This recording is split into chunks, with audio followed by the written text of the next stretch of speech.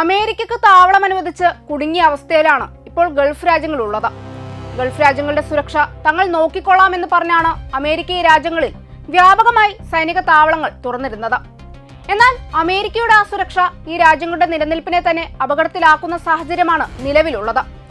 Iran മിസൈലുകളും ഡ്രോണുകളും American താവളങ്ങളിൽ പതിക്കുമ്പോൾ Gulf രാജ്യങ്ങളിൽ നിന്നും ഉയരുന്ന ചോദ്യം, സ്വന്തം താവളങ്ങൾ പോലും സംരക്ഷിക്കാൻ പറ്റാത്തവർ എങ്ങനെയാണ് തങ്ങളെ സംരക്ഷിക്കുക എന്നതാണ്.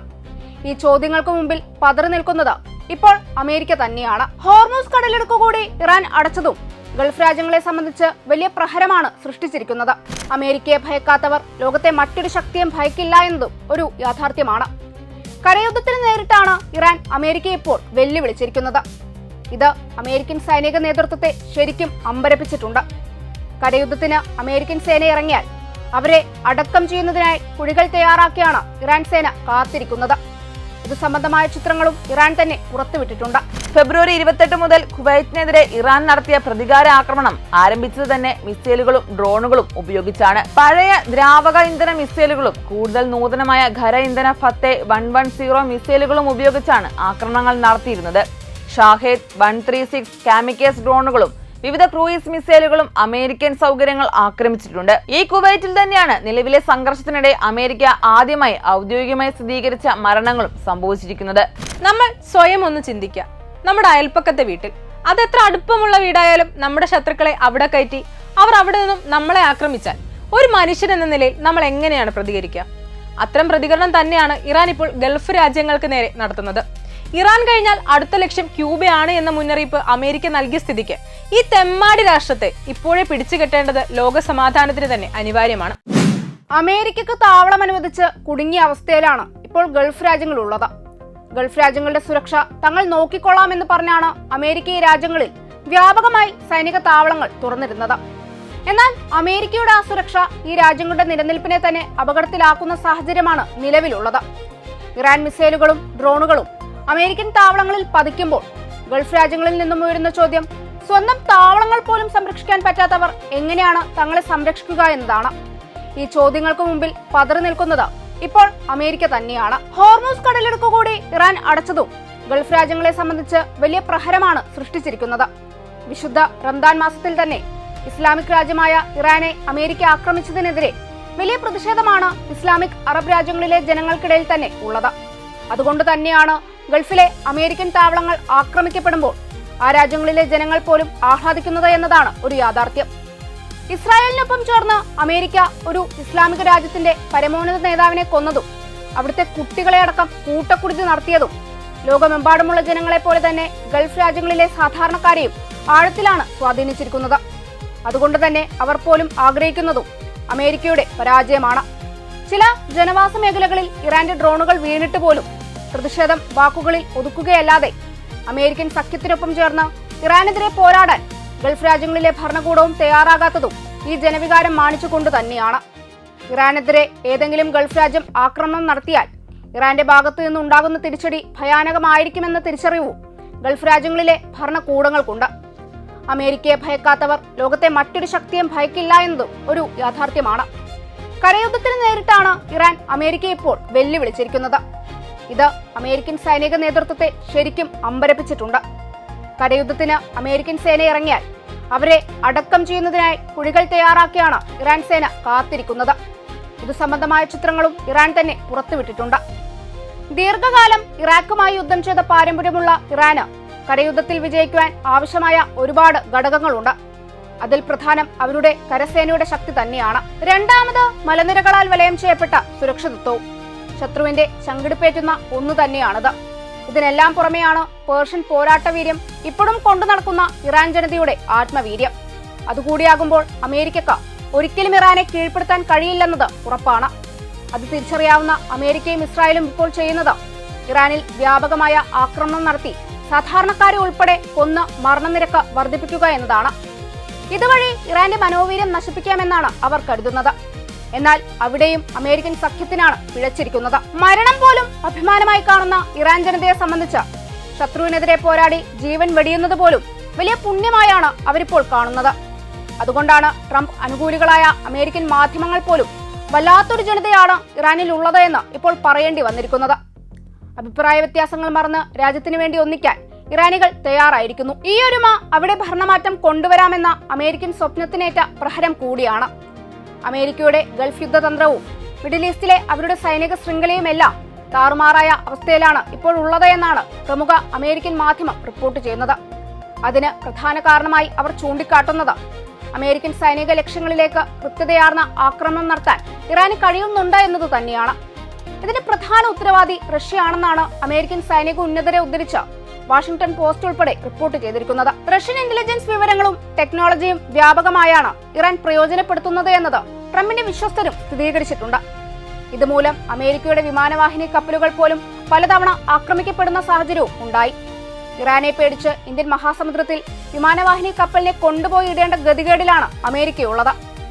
ഇത്തരമൊരവസ്ഥ ഒരിക്കലും അമേരിക്ക പ്രതീക്ഷിച്ചിരുന്നില്ല എന്നത് അമേരിക്കൻ സൈനിക നേതൃത്വം തന്നെ സമ്മതിക്കുന്നുണ്ട് എന്നാണ് പുറത്തുവരുന്ന വിവരം. യുദ്ധക്കപ്പലുകളും വിമാനങ്ങളും ഉൾപ്പെടെയുള്ള മിഡിൽ ഈസ്റ്റിലെ അമേരിക്കൻ ആസ്തികളുടെ സ്ഥാനങ്ങളെക്കുറിച്ച് റഷ്യ ഇറാന് തത്സമയ രഹസ്യ വിവരങ്ങൾ നൽകുന്നതായ റിപ്പോർട്ട് പുറത്തു വന്ന ശേഷം Russian president Vladimir Putin Iran president Masoud പെസഷ്കിയാനുമായി ടെലിഫോണിൽ സംഭാഷണം നടത്തിയത് അതീവ ഗൗരവത്തോടെയാണ് അമേരിക്കയും ഇസ്രായേലും നോക്കിക്കാണുന്നത്. യുക്രൈന് ആയുധങ്ങളും ടെക്നോളജിയും രഹസ്യാന്വേഷണ വിവരങ്ങളും നൽകി റഷ്യക്കെതിരെ തിരിച്ചുവിട്ടതിന് പ്രതികാരമായാണ് ഇറാനെ ഇപ്പോൾ റഷ്യ സഹായിക്കുന്നത് എന്നാണ് അമേരിക്ക കരുതുന്നത്. ഇത് മിഡിൽ ഈസ്റ്റിലെ അമേരിക്കൻ ആസ്തികളുടെ നിലനിൽപ്പിനെ മാത്രമല്ല യുദ്ധത്തിന്റെ ഗതിയെ തന്നെയാണ് മാറ്റിമറിക്കാൻ പോകുന്നത്. യുദ്ധം പൊട്ടി പുറപ്പെടുന്നതിന് മുമ്പ് റഷ്യയും ചൈനയും വൻതോതിൽ ആയുധങ്ങൾ ഇറാന് കൈമാറിയതായ വിവരങ്ങളും ഇപ്പോൾ പുറത്തു വരുന്നുണ്ട്. ഗൾഫ് രാജ്യങ്ങളുടെ പ്രദേശങ്ങളിൽ അമേരിക്കക്ക് സൈനിക താവളങ്ങൾ ഇല്ലായിരുന്നുവെങ്കിൽ ഇറാനെതിരെയുള്ള അമേരിക്കൻ ആക്രമണം തന്നെ അസാധ്യമാകുമായിരുന്നു. അമേരിക്കയുടെ ആക്രമണശേഷികൾ വിന്യസിക്കുന്നതിനുള്ള പ്രധാന അടിത്തറകളായാണ് ഈ താവളങ്ങൾ പ്രവർത്തിക്കുന്നത്. ഈ മേഖലയിലെ അമേരിക്കൻ സൈനിക സാന്നിധ്യം വളരെ കാലമായി അമേരിക്കൻ നയത്തിന്റെ തന്ത്രപരമായ ഒരു മൂലക്കല്ല് കൂടിയാണ്. ആഗോള എണ്ണ വിതരണത്തിന്റെ സുരക്ഷ ഉറപ്പാക്കുക, സഖ്യകക്ഷികളെ സംരക്ഷിക്കുക, പ്രാദേശിക ഭീഷണികൾ തടയുക എന്നിവയാണ് ഇതിലൂടെ ലക്ഷ്യമിടുന്നത് എന്നാണ് അമേരിക്ക അവകാശപ്പെടുന്നത്. ആ അവകാശവാദം തവിടുപൊടിയാകുന്ന പണിയാണ് റഷ്യൻ സഹായത്തോടെ ഇറാൻ സേന ഇപ്പോൾ ചെയ്തുകൊണ്ടിരിക്കുന്നത്. അമേരിക്കൻ നാവികസേനയുടെ 5ാം കപ്പൽപ്പട ഈ മേഖലയിലെ അമേരിക്കൻ സൈനിക സാന്നിധ്യത്തിന്റെ ഒരു മൂലക്കല്ലാണ്. ആ താവളവും ഇറാൻ ഇതിനകം തന്നെ പലതവണ ആക്രമിച്ചു കഴിഞ്ഞിട്ടുണ്ട്. കൃത്യതയാർന്ന ഈ ഇറാന്റെ ആക്രമണത്തിന്റെ അടിവേരി തേടി പോയപ്പോഴാണ് റഷ്യൻ സഹായം അമേരിക്ക ഇപ്പോൾ തിരിച്ചറിഞ്ഞിരിക്കുന്നത്. Bahrain, Qatar, Kuwait, UAE, Saudi Arabia, Oman എന്നിവിടങ്ങളിലാണ് പ്രധാന സൈനിക താവളങ്ങൾ സ്ഥിതി ചെയ്യുന്നത്.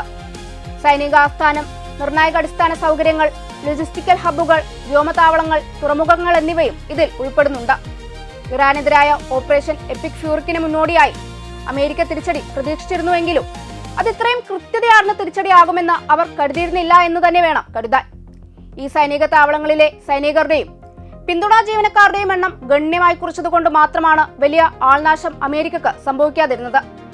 എങ്കിലും 500-ലധികം അമേരിക്കൻ സൈനികർ ഇതിനകം തന്നെ കൊല്ലപ്പെട്ടു കഴിഞ്ഞുവെന്നാണ് ഇറാൻ അവകാശപ്പെടുന്നത്. അമേരിക്കയുടെ മിസൈൽ പ്രതിരോധ സംവിധാനം ഫലപ്രദമായി പ്രവർത്തിക്കുന്നില്ല എന്ന അപകടകരമായ സാഹചര്യത്തെയാണ് മിഡിൽ ഈസ്റ്റ് ഇപ്പോൾ നേരിടുന്നത്. ഈ പശ്ചാത്തലത്തിൽ ഇനി എന്തിന് അമേരിക്കക്ക് താവളം അനുവദിക്കണമെന്ന ചിന്തയും ഗൾഫ് രാജ്യങ്ങളിൽ നിന്ന് ഉയരുന്നുണ്ട്. ഈ യുദ്ധം അവസാനിച്ച ശേഷം ഇക്കാര്യത്തിലും ഗൗരവമായ ചർച്ച ഗൾഫ് രാജ്യങ്ങൾക്കിടയിൽ നടക്കാനുള്ള സാധ്യതയും ഏറെയാണ് എന്നാണ് പ്രതിരോധ വിദഗ്ധരും ചൂണ്ടിക്കാട്ടുന്നത്. ഇനി മിഡിൽ ഈസ്റ്റിൽ ഇറാൻ ആക്രമണം നടത്തിയ അമേരിക്കൻ താവളങ്ങൾ ഏതൊക്കെയാണെന്ന് നമുക്കൊന്ന് പരിശോധിക്കാം. ആദ്യമായി പറയാനുള്ളത് അമേരിക്കൻ നാവികസേനയുടെ 5ാമത്തെ കപ്പൽപ്പടയെക്കുറിച്ചാണ്. ഇറാഖിലെ സദാം ഹുസൈന്റെ ഭരണകൂടത്തിനെതിരെ 1995 നടത്തിയ ഓപ്പറേഷൻ ഡെസേർട്ട് സ്റ്റോമിനെ തുടർന്ന് 5ാം കപ്പൽപ്പടയെ വീണ്ടും അവർ കൂടുതൽ സജീവമാക്കിയാണ് നിർത്തിയിരിക്കുന്നത്. ജനാധിപത്യത്തെയും സ്വാതന്ത്ര്യത്തെയും പിന്തുണയ്ക്കുന്നതിന് വേണ്ടിയാണ് അമേരിക്കയുടെ ഈ നാവികസേന അവിടെ സ്ഥിരമായ സാന്നിധ്യം നിലനിർത്തുന്നത് എന്നതാണ് അമേരിക്ക അവകാശപ്പെടുന്നത്. പേർഷ്യൻ ഗൾഫ് മുതൽ ഇന്ത്യൻ മഹാസമുദ്രത്തിന്റെ വിശാലമായ ഭാഗങ്ങൾ വരെയുള്ള 2.5 ദശലക്ഷം ചതുരശ്ര മൈൽ വിസ്തൃതിയിലുള്ള സൈനിക പ്രവർത്തനങ്ങൾക്കാണ് അമേരിക്കയുടെ 5ാം കപ്പൽപ്പട മേൽനോട്ടം വഹിക്കുന്നത്. മനാമയിലെ അമേരിക്കൻ നാവികസേനയുടെ കേന്ദ്ര താവളത്തിലാണ് ബഹ്റൈനിലെ ഈ കപ്പലിന്റെ ആസ്ഥാനം സ്ഥിതി ചെയ്യുന്നത്. വെയർ ഹൌസുകൾ, ആശയവിനിമയത്തിനും രഹസ്യാന്വേഷണത്തിനുമുള്ള കമാൻഡ് സെന്ററുകൾ, ഒരു ബേസ്ബോൾ ഫീൽഡ്, ഭവന സൗകര്യങ്ങൾ എന്നിവയുൾപ്പെടെ നിരവധി നഗര ബ്ലോക്കുകൾ ഇവിടെയുണ്ട്. USS എബ്രഹാം ലിങ്കൺ പോലുള്ള കാരിയർ സ്ട്രൈക്ക് ഗ്രൂപ്പുകൾ, 5ാം കപ്പൽപ്പടയുടെ ഉത്തരവാദിത്ത മേഖലയിൽ പ്രവർത്തിക്കുന്ന ആർലിബർഗ് ക്ലാസ് ഡിസ്ട്രോയറുകൾ, ഫ്രിഗേറ്റുകൾ, അന്തർവാഹിനികൾ എന്നിവയുൾപ്പെടെയുള്ള ഫ്ലീറ്റ് പ്രവർത്തനങ്ങളെ ആകെ ഏകോപിപ്പിക്കുന്നത് ഈ ബേസിൽ നിന്നാണ്.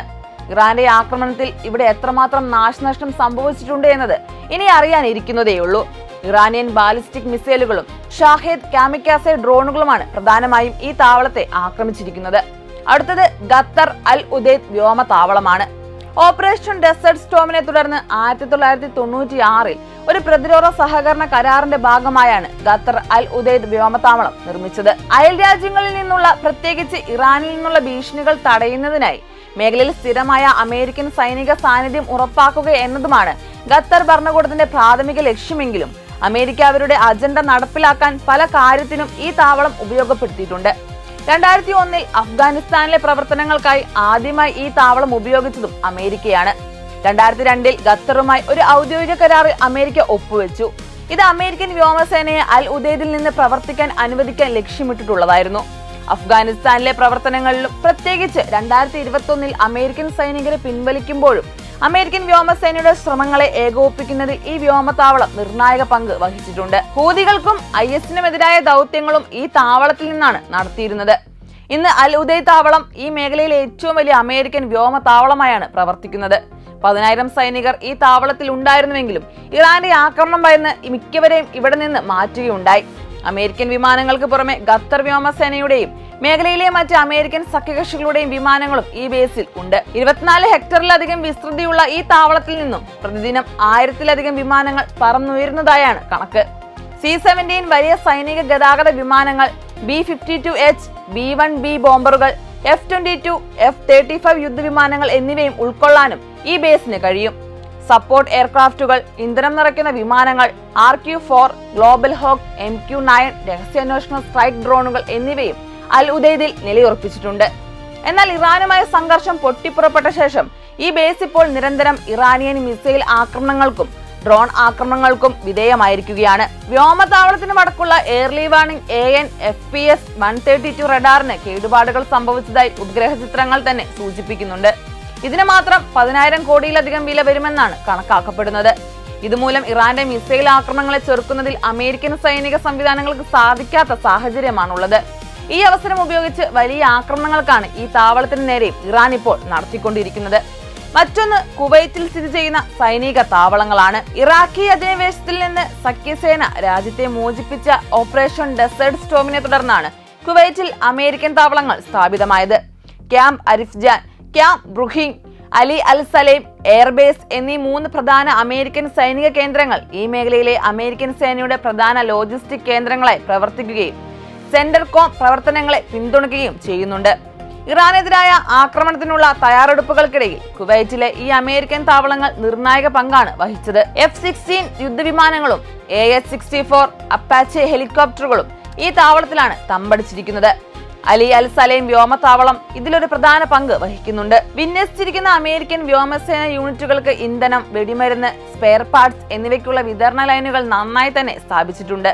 കരസേനയും പാട്രിയറ്റ് മിസൈൽ പ്രതിരോധ സംവിധാനങ്ങളും ഈ താവളത്തിൽ വിന്യസിച്ചിട്ടുണ്ടെങ്കിലും അതൊക്കെ തവിട് പൊടിയാകുന്ന ആക്രമണമാണ് ഇറാൻ ഈ താവളത്തിന് നേരെയും നടത്തിയിരിക്കുന്നത്.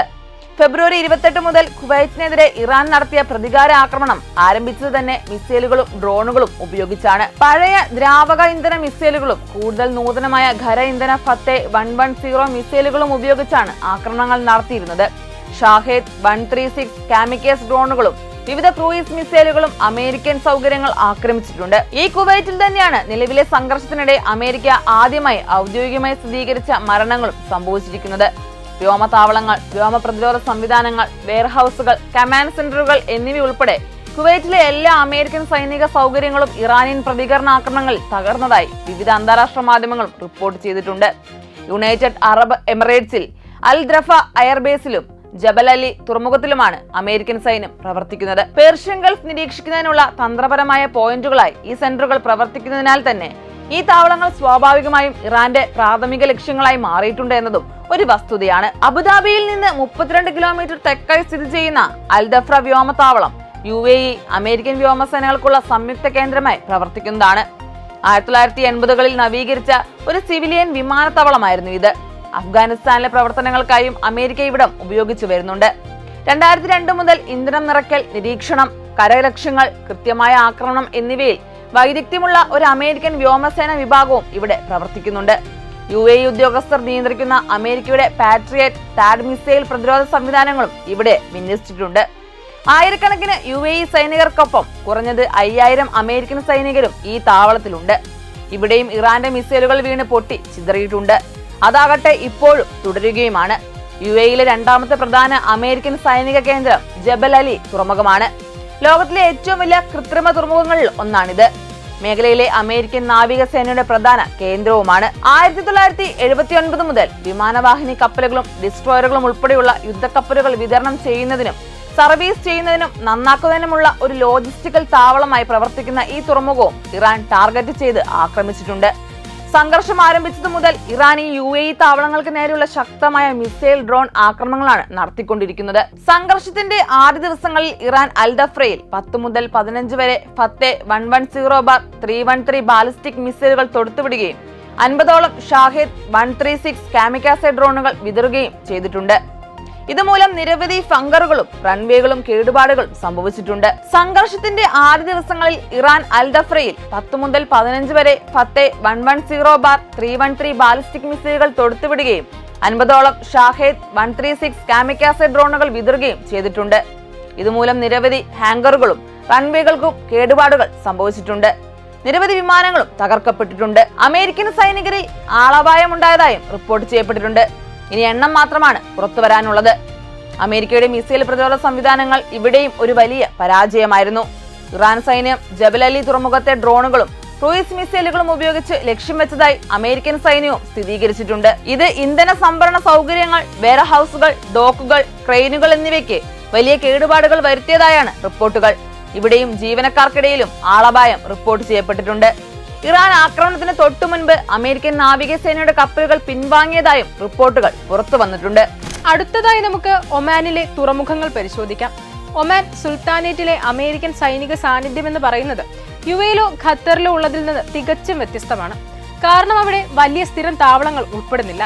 പകരം 1980കളിൽ സ്ഥാപിതമായ ഒരു ഫെസിലിറ്റീസ് ആക്സസ് കരാറിനെയാണ് ഇത് പ്രധാനമായും ആശ്രയിക്കുന്നത്. 5ാം കപ്പൽപ്പടയെ പിന്തുണയ്ക്കുന്നതിലും അമേരിക്കൻ സെൻട്രൽ കമാൻഡിന്റെ പ്രവർത്തനങ്ങൾ നടത്തുന്നതിലും ശ്രദ്ധ കേന്ദ്രീകരിച്ച് റൊട്ടേഷൻ, ലോജിസ്റ്റിക്സ്, പരിശീലനം എന്നിവയ്ക്കാണ് അമേരിക്ക റോയൽ എയർഫോഴ്സ് ഓഫ് ഒമാന്റെ വ്യോമതാവളങ്ങളും തുറമുഖങ്ങളും ഉപയോഗിക്കുന്നത്. ഇറാനെതിരായ പ്രവർത്തനത്തിനുള്ള തയ്യാറെടുപ്പിനായി 2026 ഒമാനിലെ സൗകര്യങ്ങൾ അവർ വലിയ തോതിൽ വർദ്ധിപ്പിച്ചിട്ടുമുണ്ട്. ഒമാന്റെ മധ്യസ്ഥ പങ്ക് കണക്കിലെടുക്കുമ്പോൾ ഇറാനും അതിന്റെ പ്രോക്സികളും സുൽത്താനേറ്റിനുള്ളിലെ സ്ഥലങ്ങൾ ലക്ഷ്യമിടുന്നത് ഒഴിവാക്കുന്നുണ്ട് എങ്കിലും അമേരിക്കൻ സേന ഒമാൻ കേന്ദ്രമാക്കി ആക്രമിച്ചാൽ തീർച്ചയായും ഒമാനിലേക്കും ആക്രമണം വ്യാപിപ്പിക്കാനുള്ള എല്ലാ സാധ്യതയുമുണ്ട്. ഇനി പറയാനുള്ളത് ഏറ്റവും വലിയ അറബ് രാജ്യമായ സൗദി അറേബ്യയെക്കുറിച്ചാണ്.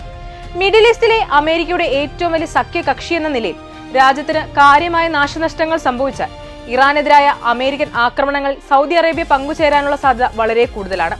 അങ്ങനെ സംഭവിച്ചാൽ പിന്നെ ആ രാജ്യത്തിന്റെ ഗതി എന്താകുമെന്നതും വലിയൊരു ചോദ്യം തന്നെയാണ്. സൗദി അറേബ്യയിലെ അമേരിക്കൻ സൈനിക സാന്നിധ്യം പ്രിൻസ് സുൽത്താൻ വ്യോമതാവളത്തെ കേന്ദ്രീകരിച്ചാണ് ഉള്ളത്. ലോജിസ്റ്റിക്സിലും മിസൈൽ പ്രതിരോധ ശേഷിയിലും ഇത് അമേരിക്കൻ സൈനിക കമാൻഡിന്റെ പ്രവർത്തനങ്ങളെ പിന്തുണയ്ക്കുന്നതാണ്. കൂടാതെ യമനിലെ ഹൂതികളിൽ നിന്നുള്ള ഭീഷണികളെ നേരിടാനും ഈ ശേഷി ഉപയോഗിക്കുന്നുണ്ട്. ഹൂതികൾ അയച്ച മിസൈൽ പോലും തടയാൻ കഴിയാത്ത അമേരിക്കൻ പ്രതിരോധ സംവിധാനങ്ങൾ ഇറാന്റെ ആധുനിക മിസൈലുകൾക്ക് മുന്നിൽ ശരിക്കും പതറുന്ന കാഴ്ചയാണ് നാം ഇപ്പോൾ കാണുന്നത്. റിയാദിൽ നിന്ന് 100 കിലോമീറ്റർ തെക്കുകിഴക്കായി സ്ഥിതി ചെയ്യുന്ന പ്രിൻസ് സുൽത്താൻ എയർബേസ് 1982 റോയൽ സൗദി വ്യോമസേനയ്ക്കായി നിർമ്മിച്ചതാണ്. 1991 ഓപ്പറേഷൻ ഡെസേർട്ട് സ്റ്റോമിൽ ഈ താവളം നിർണായക പങ്ക് വഹിച്ചിട്ടുണ്ട്. അരാംകോ ഓയിൽ കോർപ്പറേഷൻ സൗകര്യങ്ങൾക്ക് നേരെയുള്ള ഹൂതി ആക്രമണത്തെ തുടർന്ന് 2019 ബേസിൽ അമേരിക്കൻ പ്രവർത്തനം പുനരാരംഭിക്കുകയാണുണ്ടായത്. 4 പാട്രിയറ്റ് മിസൈൽ ബാറ്ററികൾ അവിടെ നിലവിൽ വിന്യസിച്ചിട്ടുണ്ടെങ്കിലും ഇറാന്റെ മിസൈലിനെ തടുക്കാൻ കഴിഞ്ഞിട്ടില്ല എന്നാണ് റിപ്പോർട്ടുകൾ. സൗദി അറേബ്യയിലെ അമേരിക്കൻ സൈനിക താവളങ്ങളും അരാംകോയുടെ ഉടമസ്ഥതയിലുള്ള സൗകര്യങ്ങളും ഇറാൻ ലക്ഷ്യമിട്ടിട്ടുണ്ട്. ബാലിസ്റ്റിക് മിസൈലുകളും ഷാഹിദ് 136 കാമിക്കസ് ഡ്രോണുകളുമാണ് ഇതിനായി വിക്ഷേപിച്ചിരുന്നത്. ആക്രമണങ്ങളിൽ പാട്രിയറ്റ് മിസൈൽ ബാറ്ററികൾ, വ്യോമതാവള അടിസ്ഥാന സൗകര്യങ്ങൾ, അരാംകോ ഉൽപാദന കേന്ദ്രങ്ങൾ എന്നിവയ്ക്ക് കാര്യമായ കേടുപാടുകൾ സംഭവിച്ചിട്ടുണ്ട്. സംഘർഷം രൂക്ഷമാകുന്നതോടെ ഗൾഫ് മേഖലയിലെ സ്ഥിതിഗതികളും നിഷേധിക്കാനാവാത്ത വിധം അസ്ഥിരമായിക്കൊണ്ടിരിക്കുകയാണ്. ഗൾഫ് രാജ്യങ്ങളെ ലക്ഷ്യമിടുന്നതിലൂടെ ഇറാൻ നൽകുന്ന സന്ദേശം വ്യക്തമാണ്. ഇറാനെ ആക്രമിക്കാൻ അമേരിക്കയ്ക്ക് നിങ്ങൾ താവളം നൽകരുത് എന്നതാണ് അവരുടെ ആവശ്യം. അതാകട്ടെ ഒരു ന്യായമായ ആവശ്യവുമാണ്. നമ്മൾ സ്വയം ഒന്ന് ചിന്തിക്കുക. നമ്മുടെ അയൽപ്പക്കത്തെ വീട്ടിൽ, അതെത്ര അടുപ്പമുള്ള വീടായാലും നമ്മുടെ ശത്രുക്കളെ അവിടെ കയറ്റി അവർ അവിടെ നിന്നും നമ്മളെ ആക്രമിച്ചാൽ ഒരു മനുഷ്യൻ എന്ന നിലയിൽ നമ്മൾ എങ്ങനെയാണ് പ്രതികരിക്കുക? അത്തരം പ്രതികരണം തന്നെയാണ് ഇറാൻ ഇപ്പോൾ ഗൾഫ് രാജ്യങ്ങൾക്ക് നേരെ നടത്തുന്നത്. ഇറാൻ കഴിഞ്ഞാൽ അടുത്ത ലക്ഷ്യം ക്യൂബയാണ് എന്ന മുന്നറിയിപ്പ് അമേരിക്ക നൽകിയ സ്ഥിതിക്ക് ഈ തെമ്മാടി രാഷ്ട്രത്തെ ഇപ്പോഴേ പിടിച്ചുകെട്ടേണ്ടത് ലോക സമാധാനത്തിന് തന്നെ അനിവാര്യമാണ്. അത് തിരിച്ചറിഞ്ഞത് കൊണ്ടുകൂടിയാണ് റഷ്യ ഇപ്പോൾ തന്ത്രപരമായ സഹായം ഇറാന് നൽകി വരുന്നത്. ഈ യുദ്ധത്തിൽ ഒരിക്കലും അമേരിക്ക വിജയിക്കാൻ പോകുന്നില്ല. ഒരുപാട് പാവങ്ങളെ അവർക്ക് കൊല്ലാനും ഒരുപാട് നാശനഷ്ടം ഉണ്ടാക്കാനും സാധിച്ചേക്കും. എന്നാൽ ഇറാനെ ഒരിക്കലും കീഴ്പ്പെടുത്താൻ അമേരിക്കയ്ക്ക് കഴിയുകയില്ല. ഇസ്രായേലിന് ഒപ്പം ചേർന്ന് ഈ വിശുദ്ധ റമദാൻ മാസത്തിൽ ഇസ്ലാമിക് റിപ്പബ്ലിക് ഓഫ് ഇറാന് നേരെ അമേരിക്ക നടത്തുന്ന ആക്രമണം ഒരു കാരണവശാലും ഗൾഫ് രാജ്യങ്ങളിലെ ജനങ്ങൾക്കിടയിൽ പോലും ന്യായീകരിക്കപ്പെടുകയില്ല. ഒരു രാജ്യം ആ രാജ്യത്തെ ജനങ്ങളുടെ വികാരം മാനിച്ചാണ് നിലപാട് സ്വീകരിക്കുക എങ്കിൽ ഗൾഫ് രാജ്യങ്ങൾ അവിടുത്തെ അമേരിക്കൻ താവളങ്ങൾ അടച്ചുപൂട്ടുകയാണ് വേണ്ടത്. അതല്ലാതെ ഭരണകൂടം വിലപിച്ചിട്ട് ഒരു കാര്യവുമില്ല. ഒറ്റയ്ക്ക് നിന്ന് സയനിസ്റ്റ് ഭരണകൂടത്തിനെതിരെയും അമേരിക്ക എന്ന ലോക വൻ ശക്തിക്കെതിരെയും പോരാടുന്ന ഇറാൻ അവരെ സംബന്ധിച്ച് ഹീറോകൾ തന്നെയാണ്. രണ്ടാം ലോക മഹായുദ്ധത്തിന് ശേഷം അമേരിക്കൻ സഖ്യത്തോട് ചങ്കുറപ്പോടെ നിന്ന് യുദ്ധം ചെയ്യുന്ന ഇറാന്റെ ധീരത തീർച്ചയായും ചരിത്രത്തിൽ അടയാളപ്പെടുത്തുക തന്നെ ചെയ്യും.